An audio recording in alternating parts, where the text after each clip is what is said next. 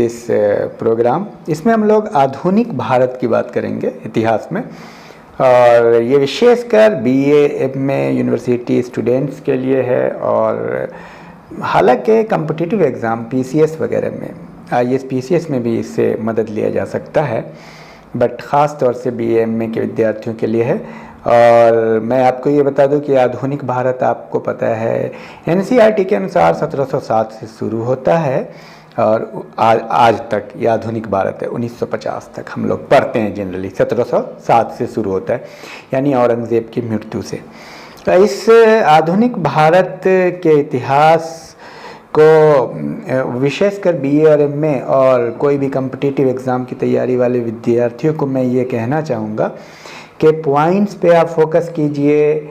और टॉपिक ज़रूर नहीं, हम 1707 से शुरू नहीं कर रहे हैं, बल्कि इम्पॉर्टेंट टॉपिक को हम लेकर के चल रहे हैं जो एग्ज़ाम के दृष्टिकोण से बहुत महत्वपूर्ण है।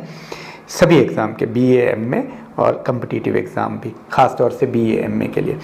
तो इसमें हमने हेल्प ली है बहुत सारी किताबों से, और उसमें यूनिक से लिया है हेल्प, इलाहाबाद की यूनिक है। उसके बाद संजीव प्रकाशन की पुस्तक से भी हेल्प लिया है, लक्ष्मी एक अध्ययन से भी हेल्प लिया है। और ज़्यादा से ज़्यादा विद्यार्थियों को आप बताएं, ये बहुत महत्वपूर्ण है। हर टॉपिक पे हमने तैयार किया है, बीए के लिए, एमए के लिए, हिस्ट्री पॉलिटी पे, सोशियोलॉजी पे, और नेट के लिए भी हिस्ट्री पे नेट का भी हमने तैयार किया है बाज़ाब्ते कोर्स। उससे भी आप फ़ायदा उठाइए, नेट क्वालिफाई कर सकते हैं, किए हैं कुछ विद्यार्थी। तो ये है, और ज़्यादा से ज़्यादा विद्यार्थियों को बताइए भी। तो चलिए देखते हैं, मैं सिर्फ पॉइंट की बात करूँगा, बाकी कंटेंट आप एक बार पढ़ लें। कुछ मतलब एग्ज़ाम के लिए कम से कम पॉइंट तो आपको याद रहना चाहिए, बाकी आप एक बार कंटेंट पढ़ लें, आपको समझ में आ जाएगा। तो मैं सिर्फ पॉइंट पे फोकस करूँगा, तभी मैं पूरे सिलेबस को कवर कर पाऊँगा। असल वजह यही है। तो क्रांतिकारी आंदोलन के उदय के क्या कारण थे? तो उदय के प्रमुख कारण, क्वेश्चन आता है क्रांतिकारी आंदोलन के उदय के कारणों का वर्णन करें। तो पहला, पाश्चात्य संस्कृति के विरुद्ध प्रतिक्रिया। दूसरा पॉइंट है आर्थिक कारण, शोषण था, बीमारी थी, परेशानी, आर्थिक दुर्दशा था। सरकार की प्रतिक्रियावादी और दमनकारी नीति, जो लॉर्ड कर्जन और अंग्रेजों ने दमनकारी नीति अपनाई थी, तो उसके कारण भी होता। संवैधानिक आंदोलन की असफलता। पांचवा है बंगाल विभाजन। खास तौर से आप ये देखिएगा कि 1895 के बाद या 1897 के बाद से क्या कहते हैं, तिलक के 2 पेपर केसरी और मराठा उन्होंने लिखा था, और वो जेल भी गए थे। और बंगाल विभाजन 1905 में हुआ, तो उसके बाद ये आंदोलन ना, क्रांतिकारी आंदोलन बहुत तेज हो गया। स्वतंत्रता की आकांक्षा। उसके बाद शक्ति की उपासना में विश्वास।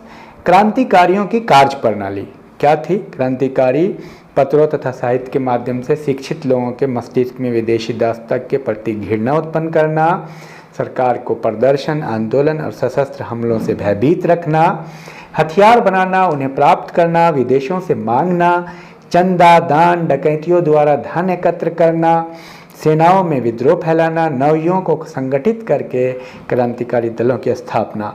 क्रांतिकारियों का मुख्य उद्देश्य क्या था? क्रांतिकारियों का उद्देश्य भारत में ब्रिटिश शासन को समाप्त कर स्वतंत्रता प्राप्त करना और अन्याय पर आधारित व्यवस्था का अंत कर एक न्यायपूर्ण व्यवस्था की स्थापना करना था। ठीक है। क्रांतिकारी आंदोलन के प्रमुख नेता जो थे वो कौन? भारत के क्रांतिकारी आंदोलन को संगठित करने में श्यामजी कृष्ण वर्मा का महत्वपूर्ण योगदान था।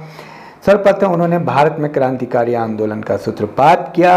उन्होंने इंग्लैंड में इंडिया हाउस की नींव डाली, जो क्रांतिकारियों का केंद्र बन गया। और कौन कौन लोग थे? बारिंद्र कुमार घोष, भूपेंद्र नाथ बस, खुदीराम बोस, मदन लाल ढींगरा, लाला हरदयाल, वीर विनायक सावरकर, रास बिहारी बोस, जे सिंह, ये सब कुछ तो आप याद रखेंगे। क्रांतिकारियों के प्रमुख कार्य, क्रांतिकारियों द्वारा किए गए प्रमुख कार्य क्या थे? 6 दिसंबर 1907 बंगाल के गवर्नर की रेलगाड़ी पर बम फेंका गया। 23 दिसंबर 1907 क्रांतिकारियों ने ढाका के भूतपूर्व जिलाधीश को गोली मार दिया। 30 अप्रैल 1908 को मुजफ्फरपुर के जज किंग्सफोर्ड खुदीराम बोस द्वारा बम फेंका गया। 30 अप्रैल 8 को 1910 में अलीपुर कांड हुआ। 23 दिसंबर 1912 को दिल्ली में वायसराय लॉर्ड हार्डिंग पर बम फेंका। काकोरी कांड 8 अप्रैल 1929 को हुआ, जिसमें केंद्रीय असेंबली पर बम फेंका। ये सब चीज है। काकोरी कांड तथा 8 अप्रैल 1929 को केंद्रीय असेंबली पर बम फेंका। क्रांतिकारी आंदोलन की असफलता के कारण क्या रहे, ये इंपॉर्टेंट बात है। तो केंद्रीय संगठन का अभाव, आंदोलन का सीमित क्षेत्र, सामाजिक सहानुभूति का अभाव, सभी लोग इससे नहीं जुड़े थे। कुछ लोग बुरा भी मान रहे थे, शिक्षित लोग। ब्रिटिश सरकार का दमन चक्र, शस्त्रों का अभाव, गांधी जी की अहिंसात्मक नीति, ये सब आंदोलन की विफलता के कारण थे। तो क्रांतिकारी आंदोलन का एक बड़ा योगदान रहा है। उनका इतिहास सुनहरे अक्षरों में लिखने योग्य है। इन्होंने देश में राष्ट्रीय जागृति उत्पन्न की, सरकार को सुधार करने के लिए विवश किया तथा विदेशी शासकों के दिलों में भय पैदा किया। सेना में भी जागृति। भारत छोड़ो आंदोलन पर एक संक्षिप्त टिप्पणी लिखी है। भारत छोड़ो आंदोलन क्या है, इसका वर्णन कीजिए। ये भी प्रश्न आता है हर तरह के एग्जाम में। भारत छोड़ो आंदोलन 1942 ईस्वी के भारत छोड़ो आंदोलन का भारतीय संविधान स्वाधीनता संग्राम में विशेष महत्व है। इसने राष्ट्रीय आंदोलन को एक नई दिशा प्रदान की। भारत छोड़ो आंदोलन में महात्मा गांधी ने जनता में करो या मरो का मंत्र फूका और अंग्रेजों भारत छोड़ो का नारा बुलंद किया। भारत छोड़ो आंदोलन 1942 के लिए अनेक परिस्थितियां उत्तरदायी थी, जिनमें प्रमुख था क्रिप्स योजना की असफलता, युद्ध की भयंकरता और शरणार्थियों के प्रति कठोर व्यवहार, बंगाल में आतंक का राज, शोचनीय आर्थिक स्थिति, दयनीय आर्थिक स्थिति, जापानी आक्रमण का भय तथा ब्रिटिश रक्षा व्यवस्था असंतोषजनक। इन बिंदुओं को आप एक बार पढ़ लें, वैसे हेडिंग से बात समझ में आ जाती है। वर्धा प्रस्ताव अप्रैल 1942 ईस्वी में इलाहाबाद में अखिल भारतीय कांग्रेस कमेटी की जो बैठक है, उसमें निश्चित किया गया कि कांग्रेस किसी ऐसी स्थिति को किसी दिशा में स्वीकार करने को तैयार नहीं हो सकती जिसमें भारतीयों को ब्रिटिश सरकार के दास के रूप में कार्य करना पड़े। ठीक है। भारत छोड़ो प्रस्ताव, वर्धा प्रस्ताव के निश्चय के अनुसार 7 अगस्त 1942 को मुंबई में अखिल भारतीय कांग्रेस कमेटी का अधिवेशन प्रारंभ हुआ। न केवल भारत की वरना संपूर्ण संसार की निगाहें इस अधिवेशन पर लगी थी। इस समिति ने पर्याप्त विचार विमर्श के उपरांत भारत छोड़ो प्रस्ताव पारित किया। प्रस्ताव की मुख्य बातें: भारत को तुरंत स्वतंत्र करना चाहिए, ब्रिटिश सरकार भारत को तुरंत छोड़ दे, देश के प्रमुख दलों तथा समूहों का सहयोग प्राप्त करने वाली एक अस्थायी सरकार की स्थापना की जाए, स्वतंत्रता की घोषणा कर दी जाए, भारत का संविधान संघात्मक होगा, अंतर्राष्ट्रीय समस्याओं पर विचार करने के लिए कोई अंतर्राष्ट्रीय संगठन स्थापित किया जाए।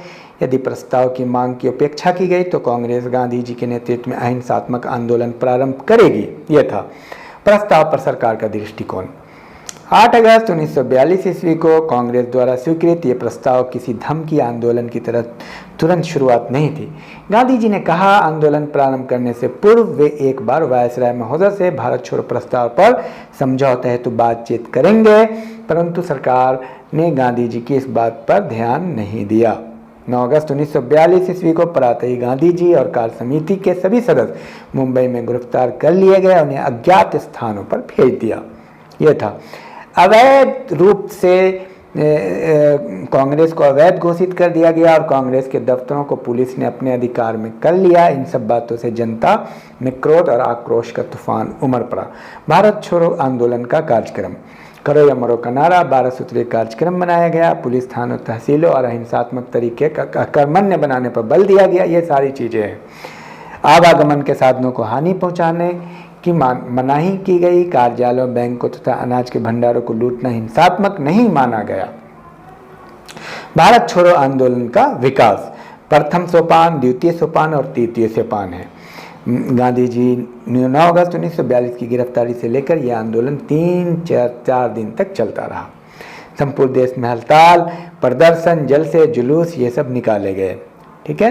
द्वितीय सोपान, जनता ने सरकारी भवनों और दफ्तरों, संपत्ति पर धावे बोल दिए, स्टेशन, डाकखाने, थाने जला दिए, ये सब किए। तृतीय सोपान, सितंबर 1942 से आंदोलन का तीसरा चरण प्रारंभ हुआ, जो कि आंदोलन 9 अगस्त से शुरू हुआ। तीसरा चरण सितंबर 1942 से प्रारंभ हुआ। सेना और पुलिस की कार्यवाही से उत्तेजित जनता ने भी सशस्त्र आक्रमण किए। चतुर्थ सोपान, जब आंदोलन की गति बहुत धीमी हो गई, सरकार का भयंकर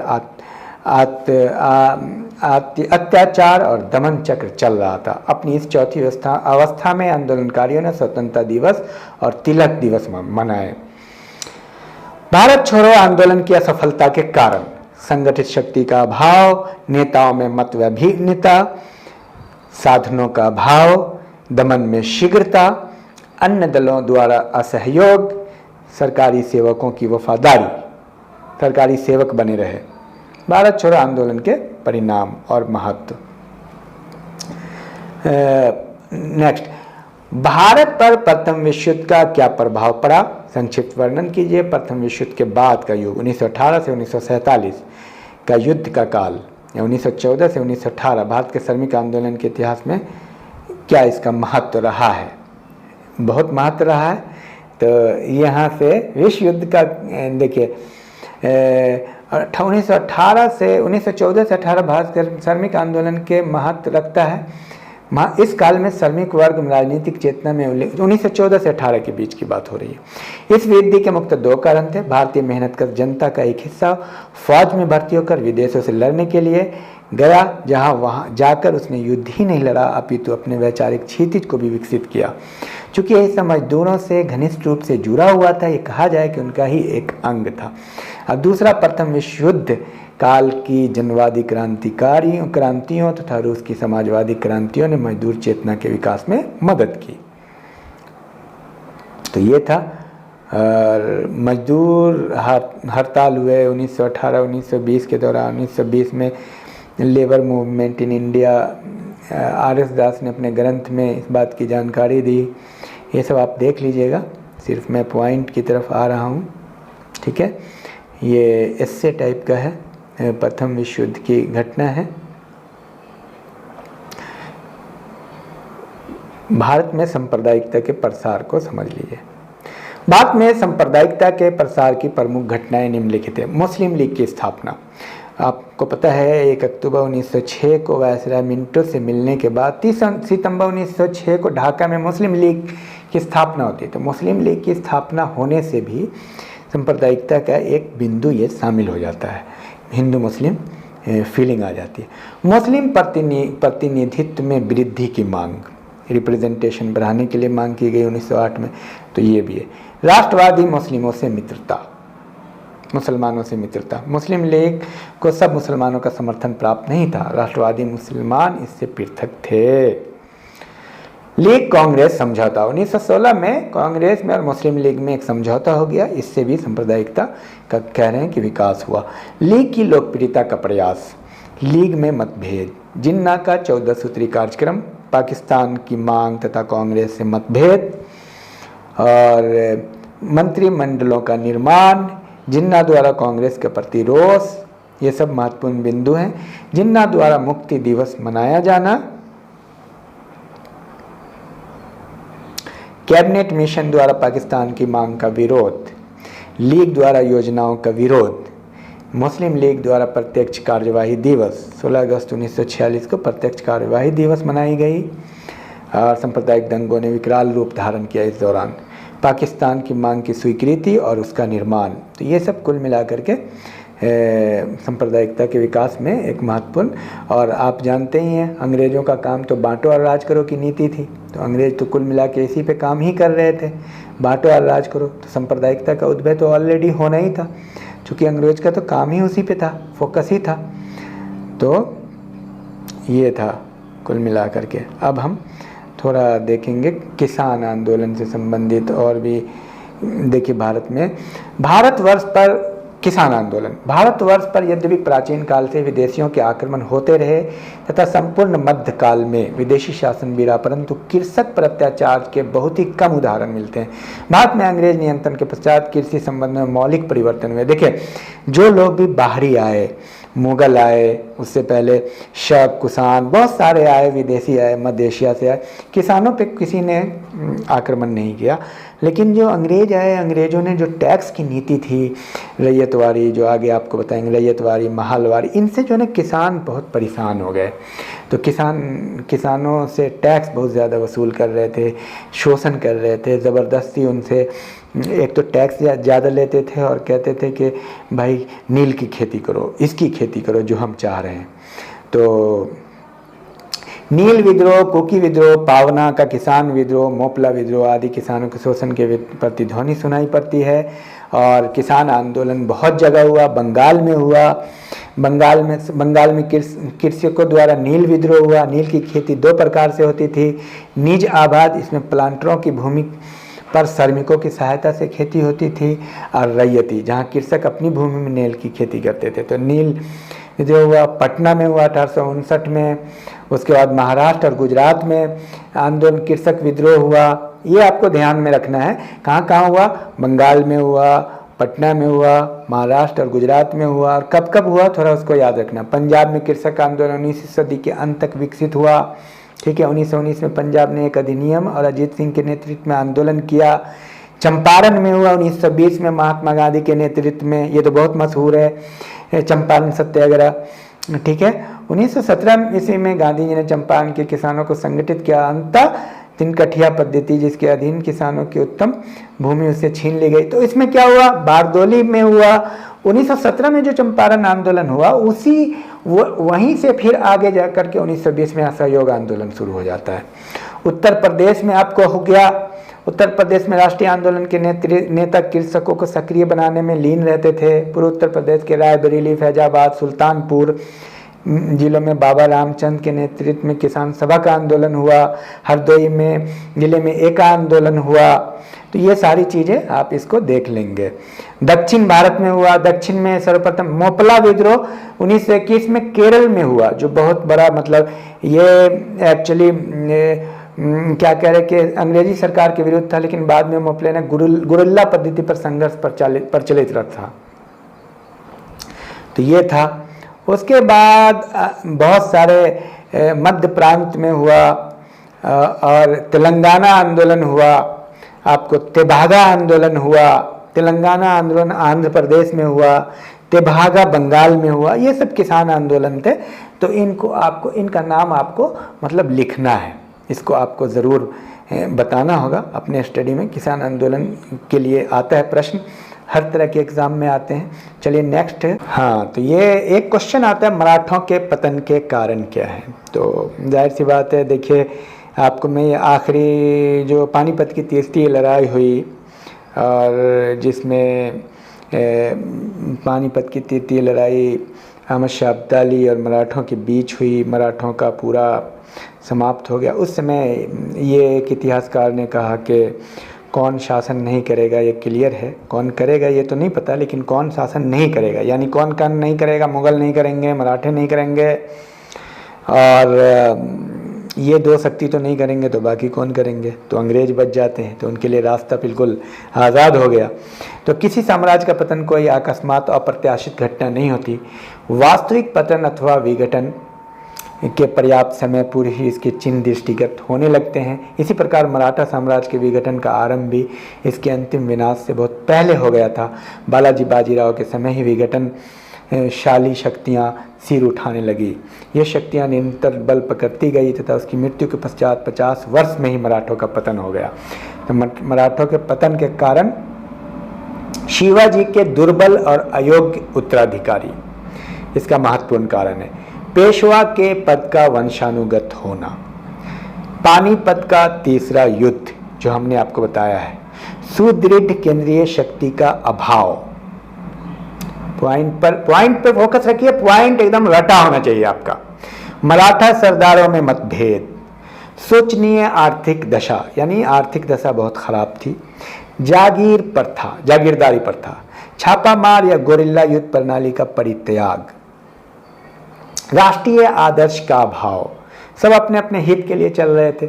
मराठों की कूटनीतिक अयोग्यता, मराठों का चारित्रिक पतन, सहायक संधि, तोपखाने का अभाव, अंग्रेजों की शक्तिशाली नौसेना के सामने मराठे का कहीं नहीं चलता था। अंग्रेजों की कुशल गुप्तचर व्यवस्था। तो ये रहा। अब आप सहायक संधि देख लेते हैं, एक नया प्रश्न है।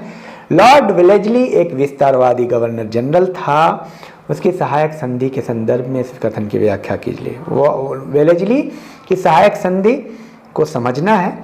लॉर्ड वेलेस्ली 1798 ईस्वी में भारत में गवर्नर जनरल बनकर आया।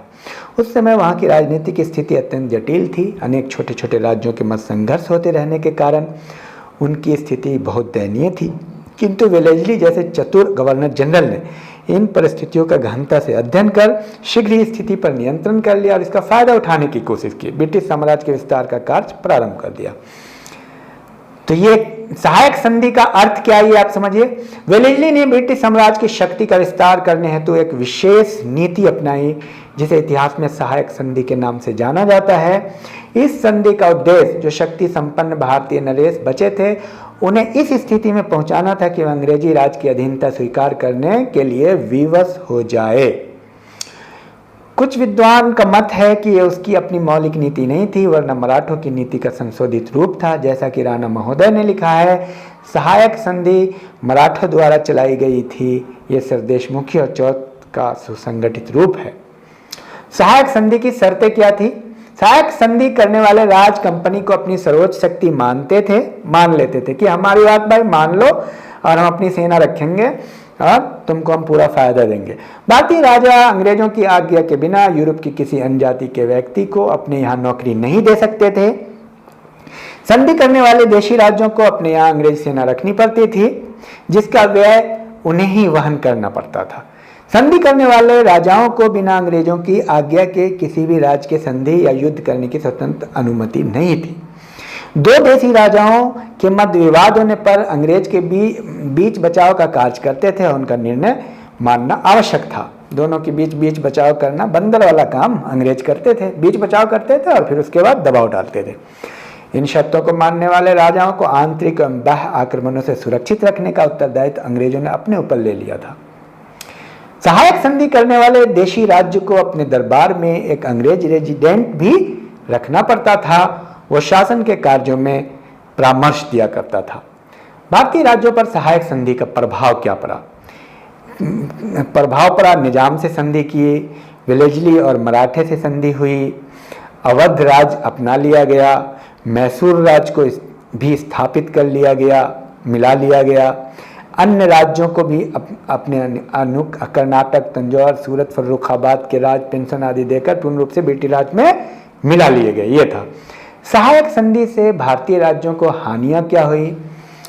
सहायक संधि से देशी राजाओं का अपने राज्य पर कोई राजनीतिक अधिकार नहीं रह गया। कंपनी की सेना का व्यय इन्हीं राजाओं को देना पड़ता था। अंग्रेजी सेना रखने की विवशता के कारण भारतीय राजाओं को भारतीय सैनिकों को अपनी सेना की नौकरी से निकालना पड़ा। जब देशी राजाओं की आर्थिक स्थिति दयनीय होने लगी, कर लगाने शुरू कर दिए, जिससे जनता को भी अनेक कष्टों का सामना करना पड़ा। सहायक संधि से लाभ: इस संधि द्वारा अंग्रेजों को आर्थिक एवं राजनीतिक दोनों लाभ पर्याप्त मात्रा में हुए। बाद में कंपनी की सर्वोच्च सत्ता स्थापित हुई। सहायक संधि द्वारा भारत के राज्यों से अन्य यूरोपीय जातियों का प्रभाव समाप्त कर दिया गया। इससे फ्रांसीसियों का प्रभाव पूर्णतः समाप्त हो गया। वेलेस्ली ने मराठों की शक्ति का विनाश कर तथा मुगल बादशाह शाह आलम को कंपनी के संरक्षण में लाकर कंपनी की प्रतिष्ठा और गौरव में वृद्धि की। तो ये रहा कुल मिलाकर के लॉर्ड वेलेस्ली की साम्राज्यवादी नीति। लॉर्ड डलहौजी की साम्राज्यवादी नीति क्या थी? लॉर्ड डलहौजी का साम्राज्यवादी गवर्नर जनरल था। इस कथन के प्रकाश में लॉर्ड डलहौजी की साम्राज्यवादी नीति की समीक्षा कीजिए। डलहौजी जनवरी 1848 में गवर्नर जनरल बनकर भारत आया। वो एक प्रबल साम्राज्यवादी था और उसकी तीव्र अभिलाषा थी कि वो देशी राज्यों को समाप्त करके भारत में अंग्रेजी राज का विस्तार करके करे, चाहे इसके लिए उसे कितनी भी अनैतिकता का मार्ग क्यों ना अपनाना पड़े। अतः उसने अपनी अभिलाषा की पूर्ति हेतु 3 नीतियों का अनुसरण किया। ध्यान रहे कितनी? 3।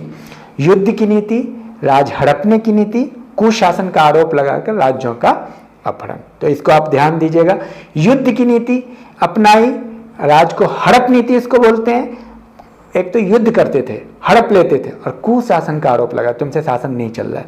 तो युद्ध की नीति में किन किन से किया? पंजाब है, सिक्किम है, बर्मा है। राज हड़पने की नीति किससे किया? सतारा 1848 में, झांसी 1853, नागपुर 1854, अन्य छोटे राज्यों उदयपुर, बागात, जैतपुर से, संबलपुर से किया।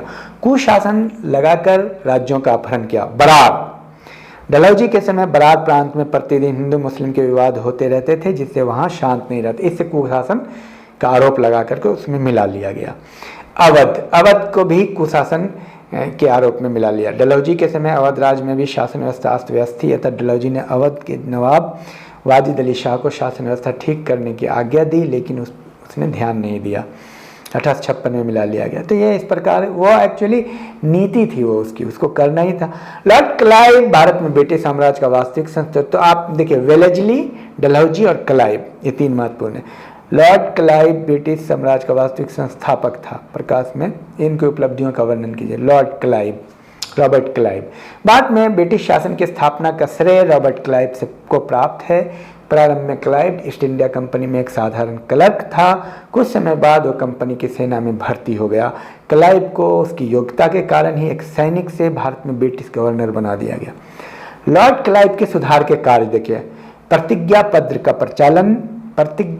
का प्रचलन किया उन्होंने। व्यक्तिगत व्यापार पर प्रतिबंध लगाए, सैनिक सुधार किया। ये सब पॉइंट याद कर जाइए। क्लाइव के भारतीय शासकों से संबंध, उसके बाद अवध के नवाब के साथ संधि किया, मुगल सम्राट शाह आलम के साथ इलाहाबाद की संधि 1765 में की, बंगाल में द्वैत शासन स्थापित किया। रॉबर्ट क्लाइव ब्रिटिश साम्राज्य का संस्थापक। रॉबर्ट क्लाइव निम्नलिखित सफलताएं उसे भारत में ब्रिटिश साम्राज्य का संस्थापक सिद्ध करने के लिए पर्याप्त थी। ऑरकट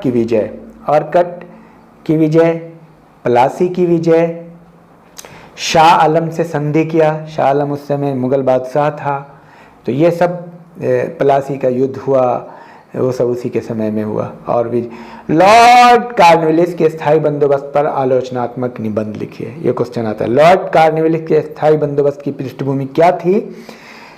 कॉर्नवालिस से पूर्व लगान व्यवस्था दोषपूर्ण थी। वारेन हेस्टिंग के समय में भूमि ठेके पर दी जाती थी। जो व्यक्ति सबसे ऊंची बोली लगाता था उसे ही लगान वसूल करने का ठेका दिया जाता था। एक तरह से ठेकेदार उसे कहते हैं, जिसे जमींदारी व्यवस्था कहते हैं। इस व्यवस्था से किसानों की दशा बहुत दयनीय हो गई, क्योंकि ठेकेदार बहुत ऊंची बोली बोलते थे तथा किसानों से अधिक धन वसूल करने का प्रयत्न करते थे। लॉर्ड कॉर्नवालिस ने लगान व्यवस्था के संबंध में सर जॉन शोर तथा जेम्स ग्रांट से विचार विमर्श किया। जेम्स ग्रांट का विचार था कि स्थायी व्यवस्था के स्थान पर कोई दीर्घ अवधि की व्यवस्था की जाए तथा राज्य को भूमि का स्वामी माना जाए, परंतु सर जॉन शोर का विचार था कि जमींदारों को भूमि का वास्तविक स्वामी माना जाए। कॉर्नवालिस सर जॉन शोर के विचारों से सहमत था। वह स्वयं इंग्लैंड में भूस्वामी तथा भारत में जमींदारों का ऐसा वर्ग तैयार करना चाहता था। तो 1793 में कॉर्नवालिस को कंपनी के संचालकों की स्वीकृति मिल गई और 22 मार्च 1793 को कॉर्नवालिस ने इस प्रबंध को स्थायी करने की घोषणा की। स्थायी प्रबंध की प्रमुख स्थायी बंदोबस्त यानी जमींदार व्यवस्था कर दिया। जमींदारों को भूमि का वास्तविक स्वामी मान लिया गया। इसने और ज़्यादा शोषण शुरू कर दिया। जमींदारी व्यवस्था को स्थायी कर दिया। जमींदार से लिया जाने वाला लगान सदैव के लिए निर्धारित कर दिया। जब तक जमींदार अपने हक का लगान देता रहेगा उसकी भूमि छीनी नहीं जाएगी, परंतु यदि निर्धारित लगान नहीं दिया जाएगा तो ज़मीन छीन ली जाएगी। अब जिस साल फसल नहीं होती थी तो ज़मीन छीन लेते थे। क्योंकि राज भूस्वामित्व के अधिकार से मुक्त हो गया तो जमींदारों से किसी अन्य कर का दावा नहीं किया जाएगा। जमींदारों से समस्त न्यायिक अधिकार छीन लिए गए। ये सब था। स्थायी बंदोबस्त को प्रचलित करने के कारण, इसको आप देख लेंगे। स्थायी बंदोबस्त की विशेषताएं, ये जमींदारी प्रथा थी, इसको आप अच्छे से। स्थायी बंदोबस्त के गुण: राज्य की आय में वृद्धि, कंपनी की वार्षिक आय का निश्चित होना, कंपनी के कर्मचारियों को लगान की व्यवस्था से मुक्ति, जमींदार वर्ग की सरकार के प्रति निष्ठा। ये सब पॉइंट आप रट जाइए। गुण दोष: बंगाल की उपज में वृद्धि, बंगाल की संपन्नता में वृद्धि, व्यापार तथा वाणिज्य का विकास, जमींदार वर्ग को लाभ, जमींदार वर्ग की कृषि कार्य में रुचि। ये था महत्वपूर्ण। ठीक है। स्थायी बंदोबस्त के दोष देखिए। ये दोष और लाभ को आप याद कर जाइए। कृषकों के हितों की उपेक्षा, किसानों की दुर्दशा, जमींदारों के लिए बहुत हानिकारक, जमींदार वर्ग का विलासी होना, राज्य के भावी हितों की उपेक्षा, अन्य ब्रिटिश प्रांतों में लगान की ऊंची दरें, सामाजिक हानि, राष्ट्रीयता के लिए घातक। तो ये था कुल मिलाकर के जमींदारी व्यवस्था का, लगान व्यवस्था, जमींदारी व्यवस्था का। और हम जानेंगे रैयतवाड़ी प्रणाली के बारे में। रैयतवाड़ी प्रणाली सर्वप्रथम 1792 ईस्वी में कैप्टन रीड तथा थॉमस मुनरो द्वारा मद्रास में लागू की गई। धीरे धीरे ये अन्य प्रांतों में लागू की गई। ये साउथ इंडिया में स्वतंत्रता के समय ये व्यवस्था कृषि क्षेत्र में 48% भाग में प्रचलित थी, जिसका मुख्य क्षेत्र मद्रास, मुंबई और असम और सिंध प्रांत थे। ये आपको ध्यान में रखना। कहाँ था? देखिए, एक स्तंभवारी बंदोबस्त थी जिसको जमींदारी व्यवस्था कहते हैं, एक रैयतवाड़ी थी और एक महलवाड़ी थी। देखिए, जमींदारी व्यवस्था कहाँ थी? बंगाल और बिहार में थी। रैयतवाड़ी व्यवस्था कहाँ थी? मद्रास और मुंबई और असम में थी। और महलवाड़ी व्यवस्था पंजाब में थी। ये आपको जरूर ध्यान में रहना चाहिए। तब रैयतवाड़ी प्रणाली के अंतर्गत संपूर्ण भूमि पर राज्य का एक अधिकार होता था, किंतु व्यवहार में उस भूमि इकाई का स्वामी प्रत्येक रजिस्टरधारी रैयत होता था, किसान होता था। और उस व्यक्ति का स्वामित्व उस भूमि पर तब तक बना रहता था जब तक सरकार को नियमित रूप से लगान देता रहता था। तो ये था, किसान खुद मतलब उसका हकदार था। ये तो कुल मिलाकर के ये थोड़ा सा ठीक थी व्यवस्था। प्रणाली की विशेषता क्या थी? संपूर्ण भूमि पर राज्य का स्वामित्व होता था। राज्य तथा काश्तकार के बीच प्रत्यक्ष संबंध है, डायरेक्ट किसान से संबंध था, बिचौलिया नहीं था। जब तक काश्तकार भूमि का लगान देता रहेगा, भूमि पर मालिकाना हक रहेगा। भूमि पर मालगुजारी का निर्धारण 20 से 40 वर्ष के अंतराल के पश्चात किया जाता था। भूमि का प्रत्येक अधिकारी स्वयं ही मालगुजारी देने के लिए उत्तरदायी होता था। जब तक काश्तकारी भूमि का लगान देता, तब तक उस भूमि का हस्तांतरण करने, भूमि का प्रयोग करने, बेचने और बंधक रखने, यानी किसी प्रकार के अलग करने का पूर्ण अधिकार उसे होता था, काश्तकार को होता था। प्रणाली के गुण: काश्तकार का राज्य से प्रत्यक्ष संबंध, बहुत बेहतरीन बात थी, बिचौलिया नहीं था। भूमि सुधार का लाभ सरकार को भी प्राप्त होना। भूधारण की सुरक्षा, भूमि संबंधी पूरे रिकॉर्ड एवं प्रलेख इससे होते थे। मध्यस्थता का अभाव, बिचौलिया का। आपत्ति काल में सुविधा। प्रणाली के दोष: मनमाने लगान का निर्धारण, भूमि सुधार में संकोच, भूमि हस्तांतरण का भय होता था इसमें। सरकार के लिए अमितव्ययी व्यवस्था, सरकार के लिए बहुत मुश्किल होता था एक एक कर्मचारी, एक एक किसान से लगान वसूल करना। बीच में बिचौलिया होता था तो उसके थोड़ा आसानी से हो जाता था। जमींदारी प्रथा के दोषों से मुक्त नहीं था ये। हाँ, हमने महलवाड़ी प्रथा की बात की थी, ये है महलवाड़ी प्रणाली। ये प्रणाली सर्वप्रथम 1833 में रेगुलेशन एक्ट के अंतर्गत इस आगरा तथा अवध में लागू की गई, तत्पश्चात पंजाब और मध्य प्रदेश में शुरू की गई। इस प्रणाली के अंतर्गत गांव की समस्त भूमि पर गांव के सभी किसानों का संयुक्त रूप से स्वामित्व होता है तथा मालगुजारी भी इस भूमि को एक इकाई मानकर निर्धारित की जाती है। महलवाड़ी प्रथा के अंतर्गत आने वाली गांव की भूमि में हिस्सेदारी के विभाजन के संबंध में मुख्यतः 3 प्रकार की प्रथा प्रचलित थी। पैतृक संपत्ति के आधार वाली प्रथा, अपैतृक संपत्ति के आधार वाली प्रथा, बिना किसी सिद्धांत पर आधारित प्रथा। प्रणाली के लाभ: भूमि पर सामूहिक स्वामित्व, पूरे गांव का भूमि थी एक साथ। रैयत में एक किसान की भूमि थी। और जमींदारी प्रथा क्या था? एक बिचौलिया था जमींदार और पूरे लोगों का टैक्स लेके सरकार को देता था। तो इसमें क्या था? भूमि पर सामूहिक स्वामित्व थी महलवाड़ी में। मध्यस्थों का अभाव था, सरकार को लाभ होता था, कृषक का स्वाभिमान बना रहता था इसमें। प्रणाली के दोष क्या थे? लगान निर्धारण में इसमें भी मनमानी थी, वो हर व्यवस्था में मनमानी थी। चलिए नेक्स्ट टॉपिक, औद्योगिक पतन के कारण क्या थे? औद्योगिकरण का पतन आया और उसकी वजह क्या रही?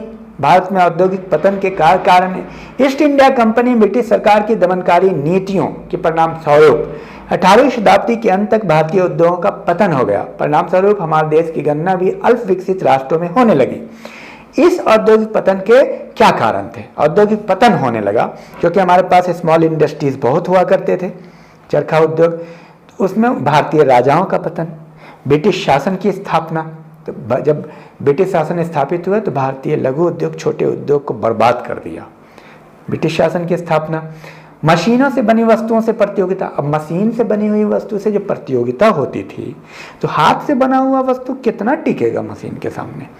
पश्चिमी शिक्षा, नए प्रारूप का प्रादुर्भाव उद्भव, मध्यस्थों की भूमिका, ब्रिटिश सरकार की नीति, ये सारी चीजें औद्योगिक पतन के परिणाम थे। दस्तकारी और कुटीर उद्योग, दस्तकारी और कुटीर उद्योग का वर्गीकरण। दस्तकारी और कुटीर उद्योग जो है प्राचीन काल से भारतीय अवस्था में दस्तकारी और कुटीर उद्योग का इतिहास गौरवपूर्ण रहा। यह कहना मुश्किल है कि इसका उद्भव कब हुआ, यह तो आदिकाल से ही था, हमेशा से दस्तकारी रही है। दस्तकारी और कुटीर उद्योग का वर्गीकरण, उन उद्योगों को 4 भागों में विभाजित करके अध्ययन किया जाता है। कृषक कला और कारीगरी, ग्रामीण जीवन निर्वाहक उद्योग, ग्रामीण कलात्मक उद्योग, शहरी कला उद्योग। ये पॉइंट आपको याद होना चाहिए और थोड़ा आप इसको पढ़ लें। दस्तकारी कुटीर उद्योग का महत्व, अधिकाधिक रोजगार, इसमें बहुत रोजगार है, कम पूंजी की आवश्यकता, औद्योगिक विकेंद्रीकरण, आय का समान वितरण, विशेषीकरण को प्रोत्साहन, कृषि पर जनसंख्या का भार कम करना, विदेशी व्यापार में सहायता। आप पॉइंट को अंदर में पढ़ लें, पॉज करके लिख लें। स्थायी संसाधनों का सदुपयोग, नैतिक मूल्यों को बढ़ावा देना, कृषि के वाणिज्यीकरण का अर्थ, कृषि का वाणिज्यीकरण जब हुआ, अंग्रेज आए तो कृषि के वाणिज्यीकरण पे भी प्रश्न आता है। खेती जो केवल जीवन निर्वाह का साधन हुआ करती थी, अब उसका स्वरूप बदलकर व्यापारिक हो गया। लोग अपने खेतों पर केवल उपयोग के लिए ही वस्तु पैदा नहीं करते, बल्कि निर्यात करने के लिए भी पैदा करने लगे। इसके अतिरिक्त लोग उपभोग फसलों के अतिरिक्त व्यापारिक फसल अधिक पैदा करने लगे। संक्षेप में, व्यापार तथा निर्यात के लिए फसल उत्पन्न करना ही कृषि का वाणिज्यीकरण कहलाता है। तो कृषि के वाणिज्यीकरण के क्या कारण थे? यातायात में के साधनों का विकास, स्वेज नहर का खुलना, स्वेज नहर दुनिया में बहुत बड़ी क्रांति लाई उस समय, आर्थिक मंदी, अमेरिका में गृह युद्ध, अंग्रेजों के समय की बात हो रही, और कुछ पॉइंट आज भी आप उसमें ऐड कर सकते हैं। आज के समय में अगर पूछा जाए कि किसी का वाणिज्यीकरण हुआ है तो कुछ पॉइंट मैं आपको, मॉडर्नाइजेशन, इंडस्ट्रियलाइजेशन, अर्बनाइजेशन, आधुनिक मशीन, आधुनिक शिक्षा, मतलब ये सारे पॉइंट ना कहीं आप उसमें जोड़ सकते हैं। ग्लोबलाइजेशन, भू राजस्व का नगद राशि में निर्धारण, सिंचाई के साधनों का विकास, सरकार द्वारा प्रोत्साहन। कृषि वाणिज्यीकरण का अर्थव्यवस्था पर प्रभाव क्या था? ग्रामीण समाज की आत्मनिर्भरता का अंत, राष्ट्रीय बाजार की स्थापना, कृषि उत्पादों की विदेशी मांग में वृद्धि, कृषि में आधुनिक उन्नत मशीनों का प्रयोग, ग्रामीण कारीगरों में बेरोजगारी, कृषि पर जनसंख्या के भार में वृद्धि, किसानों की आदत में परिवर्तन, खाद्यान्न के स्थान पर व्यापारिक फसल का अधिक उत्पादन, साहूकार द्वारा किसान का शोषण, ये सब था।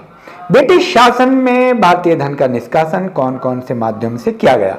धन के निष्कासन का सिद्धांत और उसके आर्थिक परिणाम आप जानते हैं। दादा भाई नौरोजी इसके मुख्य क्या कहते थ्योरी देने वाले हैं। धन के निष्कासन का अर्थ, धन के निष्कासन से तात्पर्य उस धन से जो भारत से इंग्लैंड भेजा जाता था, किंतु उसके बदले में भारत को कुछ भी प्राप्त नहीं होता था। धन 2 प्रकार से बाहर जाता था, मुद्रा के रूप में तथा पदार्थों के रूप में।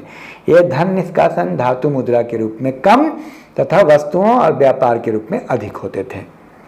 अंग्रेज भारत से जितना राजस्व प्राप्त करते थे उससे उस धन से वस्तुएं खरीद कर बाहर भेज देते थे। उन वस्तुओं के बदले में कोई अन्य वस्तु या धातु मुद्रा प्राप्त नहीं होती थी। तो ये था धन के निष्कासन का सिद्धांत, जो आपको दादा भाई नौरोजी ने सबसे पहले दिया था। धन के निष्कासन के साधन क्या क्या थे?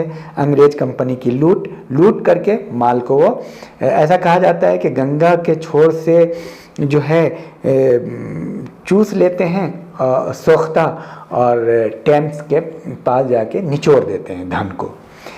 अंग्रेज कंपनी द्वारा व्यापार, सार्वजनिक ऋण, होम चार्जेस, रेल निर्माण, ये सब धन के निष्कासन के लिए के जिम्मेदार है। विनियोग, अन्य साधन, इसको आप पढ़ लेंगे। धन के निष्कासन के परिणाम क्या हुआ? परिणाम देखिए, निर्धनता में वृद्धि, भारतवासियों का पूंजी संचय में असमर्थ होना, भारत में विदेशी पूंजी का एकाधिकार, करों का भार बढ़ता गया, भारतीय कृषि का पिछड़ापन, औद्योगिकरण में बाधा, भारतीय व्यापारियों को हानि, लघु एवं कुटीर उद्योगों का विनाश, बार बार अकाल पड़ना, गांव में गरीबी में वृद्धि, किसानों तथा मजदूरों की दयनीय दशा। ये था। अब बहुत ही इंपॉर्टेंट टॉपिक की तरफ हम आए। 1857 ईस्वी की क्रांति की असफलता के कारण क्या है। 1857 की क्रांति हुई, बहुत व्यापक क्रांति हुई जिसमें बहुत बड़ा प्रभाव पड़ा, सामाजिक, आर्थिक, राजनीतिक, शैक्षणिक, धार्मिक। ठीक है, 1857 की क्रांति के असफलता के कारण यहाँ हम आपको ब्रिटिश शासन के विरुद्ध 1857 ईस्वी की क्रांति भारतीय इतिहास की एक महत्वपूर्ण युगांतकारी घटना थी, ये आपको पता है। लेकिन इस क्रांति के स्वरूप के विषय में काफी मतभेद है। सर जॉन लॉरेंस के अनुसार ये एक सैनिक क्रांति थी, जेम्स आउट्रम के अनुसार ये एक मुस्लिम षड्यंत्र था, क्योंकि भारतीय मुसलमानों ने दिल्ली के बादशाह बहादुर शाह के नेतृत्व में अंग्रेजों को भारत से निकालकर पुनः देश पर अपनी सत्ता स्थापित करने का सशस्त्र प्रयत्न किया। दूसरी ओर भारतीय विद्वान वीर सावरकर, अशोक मेहता, डॉक्टर सरकार और दत्ता आदि ने इसे भारत का प्रथम स्वतंत्रता संग्राम, स्वाधीनता संग्राम और प्रथम राष्ट्रीय आंदोलन बताया है। वास्तव में अंग्रेजों के विरुद्ध 1857 का विद्रोह भारतीयों का प्रथम राष्ट्रीय स्वतंत्रता संग्राम ही था, जो सैनिक क्रांति के माध्यम से प्रारंभ हुआ। प्रथम स्वाधीनता संग्राम के कारण, यह बहुत महत्वपूर्ण है, प्रथम स्वाधीनता संग्राम के कारण हम संक्षेप में देख लेंगे। पॉइंट हम आपको बताते हैं। राजनीतिक कारण, आर्थिक कारण, शैक्षणिक कारण, धार्मिक कारण और तात्कालिक कारण। तो अब देखिए, राजनीतिक कारण में लॉर्ड डलहौजी की साम्राज्यवादी नीति, पहले आपको बताया जा चुका है। ये सारे कारण जो लॉर्ड डलहौजी, क्या वेलेस्ली की सहायक संधि, डलहौजी की, उसके बाद क्या करे कि क्लाइव की नीति, ये सब को जोड़ करके आप देख सकते हैं। मुगल सम्राट के प्रति अंग्रेजों का दुर्व्यवहार, ईस्ट इंडिया कंपनी का कुशासन, अंग्रेज अधिकारियों की तानाशाही, सरकारी नौकरी में भारतीयों की उपेक्षा। अब आइए आर्थिक कारण। भारतीय उद्योग धंधों का विनाश, कृषकों का शोषण, धन का विदेश जाना, अनेक लोगों का बेरोजगार होना। सामाजिक कारण, भारत के सामाजिक रीति रिवाजों में हस्तक्षेप, अंग्रेज हस्तक्षेप करते थे, जैसे सती प्रथा, बहुत सारी बलि प्रथा का, विधवा पुनर्विवाह, ब्रिटिश अधिकारियों का दुर्व्यवहार, सामाजिक दुर्दशा। धार्मिक कारण, ईसाई धर्म प्रचार, जातीय नियमों की उपेक्षा, चर्बी लगे कारतूसों का प्रयोग। सैनिक कारण, भारतीय सैनिकों के साथ भेदभाव की नीति, भारतीय सैनिकों के आत्मसम्मान को ठेस, रियासती सेना की समाप्ति। 1857 ईस्वी की क्रांति के परिणाम आप संक्षेप में देख लीजिए। भारतीय सेना में राष्ट्रीयता की भावना उत्पन्न हुई, ईस्ट इंडिया कंपनी का शासन भारत में से समाप्त हो गया, भारतीय नरेशों को दत्तक पुत्र रखने और गोद लेने का अधिकार प्रदान किया गया, जो खत्म हो गया था। इस विद्रोह से अंग्रेजों तथा भारतीयों की मत खाई और चौड़ी हो गई। भारत पर इंग्लैंड का नियंत्रण कठोर होता चला गया। भारतीय अपनी कमियां पहचान गए, उन्हें स्वतंत्रता के महत्व का ज्ञान हो गया। भारत में जागरूकता आई, वो जागरूक होने लगे। 1857 की क्रांति की असफलता के कारण योग नेतृत्व का अभाव, निश्चित समय से पूर्व प्रारंभ होना, देशव्यापी न होना, ऐसा माना जाता है कुछ ही क्षेत्रों में और कुछ ही लोगों ने हिस्सा लिया, उद्देश्य की एकता का न होना, साधनों का अभाव, क्रांति की निश्चित योजना का अभाव, डाक तार व्यवस्था पर अंग्रेजों का अधिकार, देशी राजाओं का सहयोग, सिखों और गोरखों द्वारा अंग्रेजों की सहायता करना, ये सब है।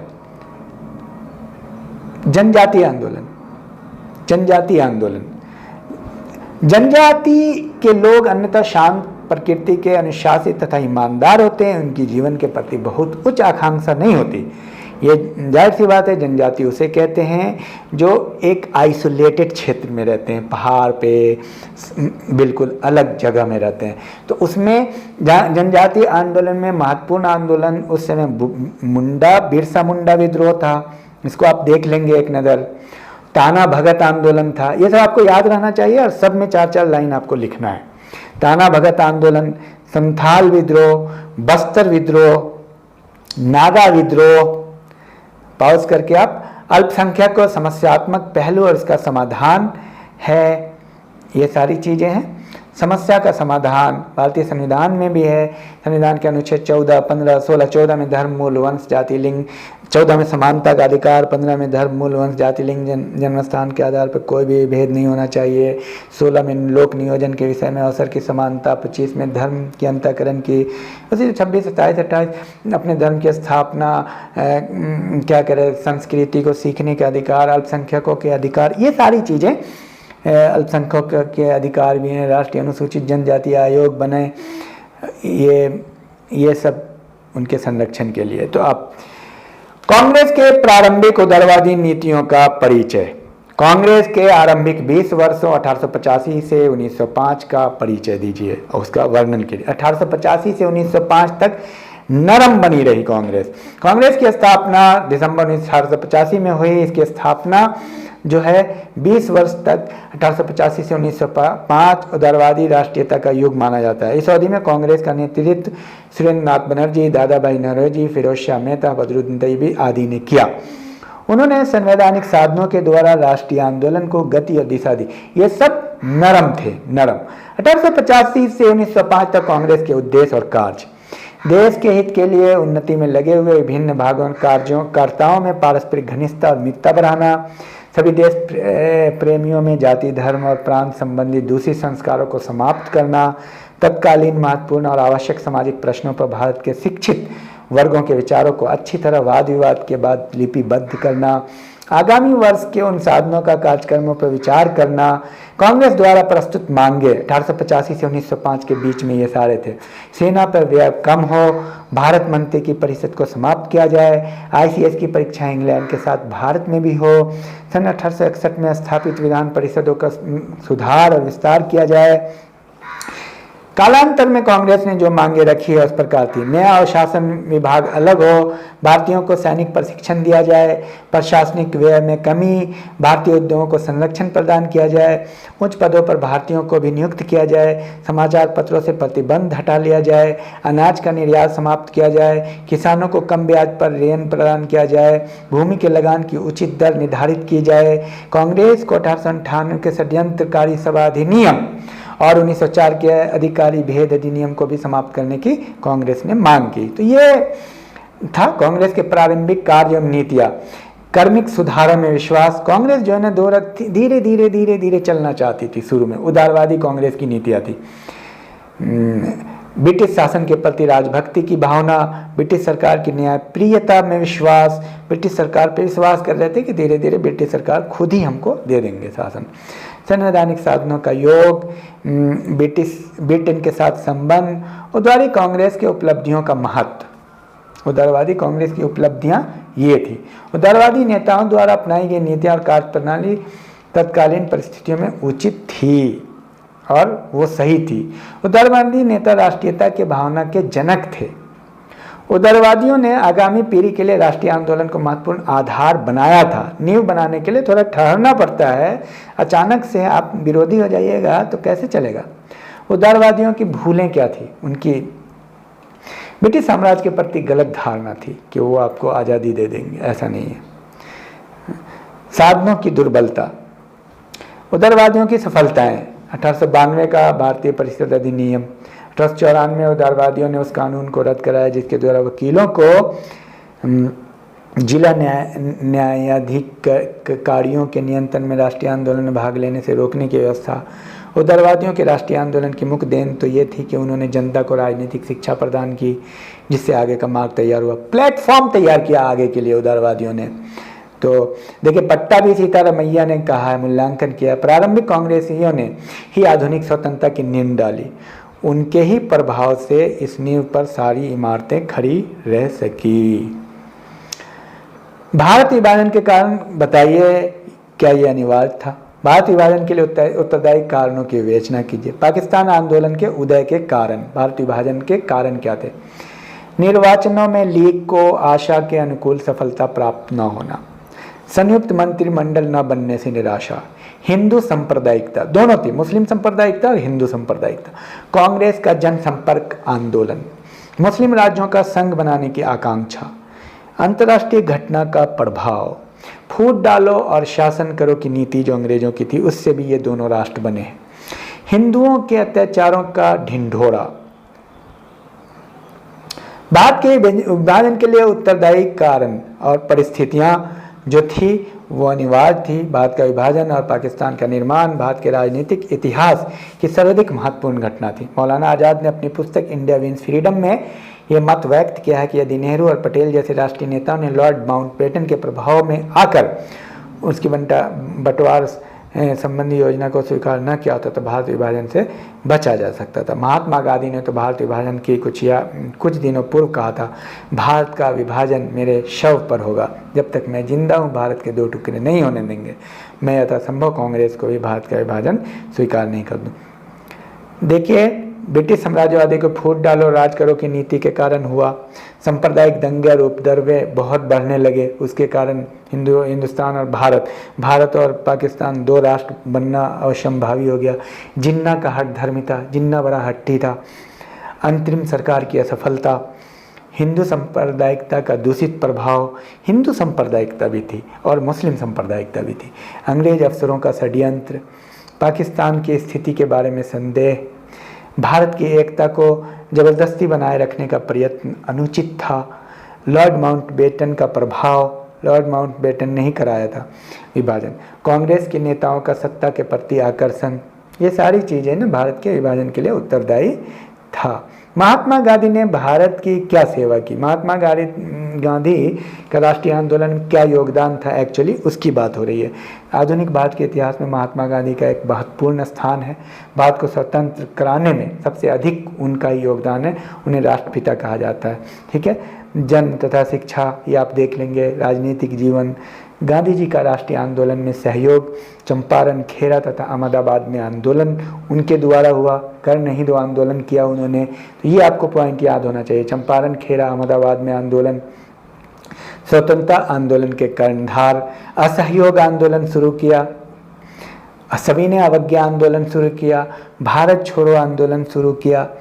आंदोलन के को व्यापक बनाना गांधी जी का काम था, आंदोलन को नया रूप प्रदान करना, ये सब काम किया। जनता में जागृति फैलाई, तो गांधी जी का बड़ा रोल था। गांधी जी ने देश में बहुत अहम भूमिका निभाई। तो ये रहा कुल मिलाकर के, और इसको ज़्यादा से ज़्यादा विद्यार्थियों को शेयर कीजिएगा। सबसे ज़्यादा ये है कि इम्पोर्टेंट पॉइंट को आप ज़रूर याद कर लीजिए। वो पॉइंट याद रहेगा तो आप अंदर तो लिख ही देंगे, मुझे आप पे भरोसा है। Thank you, all the best.